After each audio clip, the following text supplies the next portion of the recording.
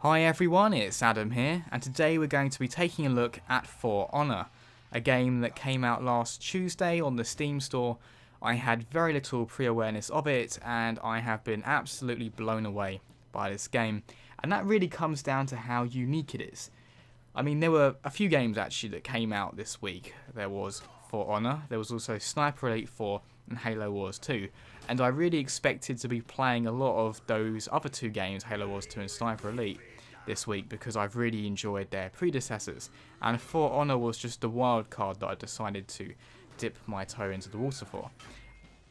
But what I found with this game is something that's actually very rare amongst multiplayer games that focus on melee fighting, and that is a truly unique, mostly fair one-on-one combat system that is based around skill and not at all around button mashing.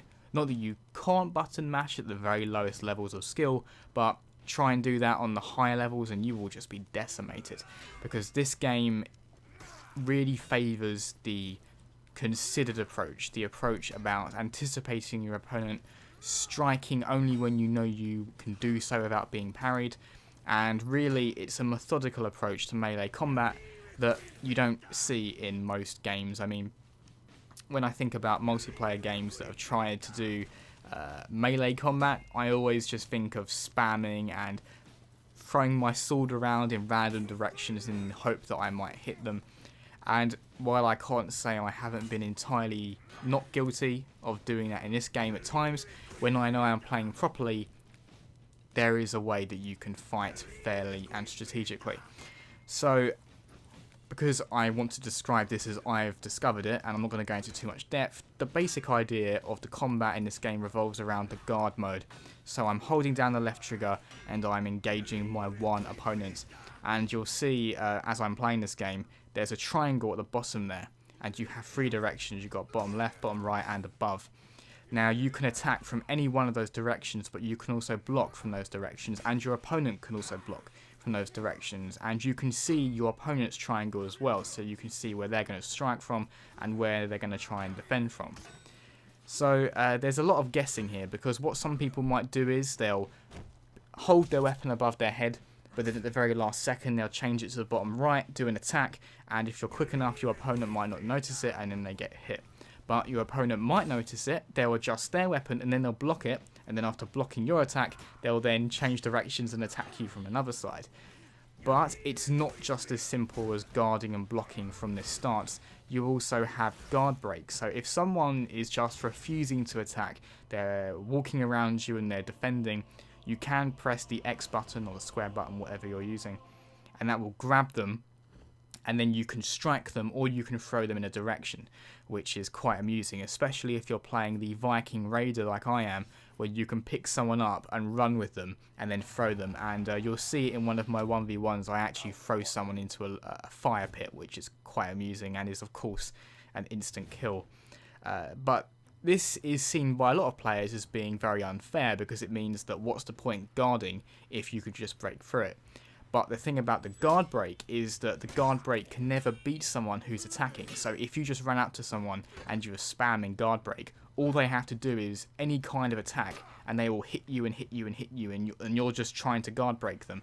So it doesn't work. So everything in this game has its counter. So the guard break is the counter to the guard, but any strike is a counter to the guard break. So nothing in this game has something that cannot be overcome, even when it really seems like there is nothing. For example, the Raider that I'm playing has the ability to, if you combine your heavy and light attack, do this really strong strike that breaks through defenses, which most players look at the beginning and think, wait, what can I do against that? Well, there are two things you can do there. You can either do a light attack, which is quicker than the Raider's attack to knock them off guard because they've been stunned by your attack, or you can actually parry it. Very few people seem to know that so far, and I've been able to use that to my advantage, that lack of knowledge, to hit people down very easily. And I've often finished off a lot of opponents in a 1v1 duel with this, and then you can follow it up with an execution.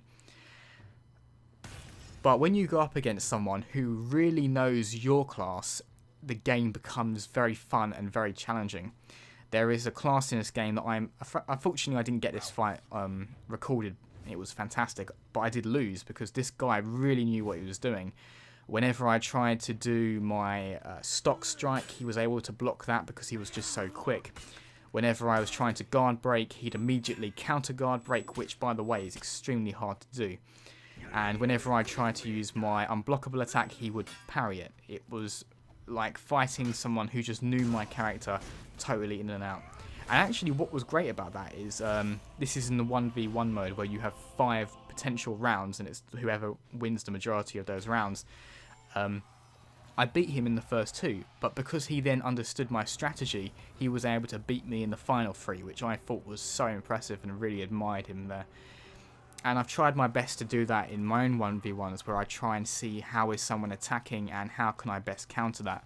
If someone's doing a lot of heavy attacks, for example, if you just keep doing light attacks, they'll never actually be able to complete their heavy attack because yours will always be faster.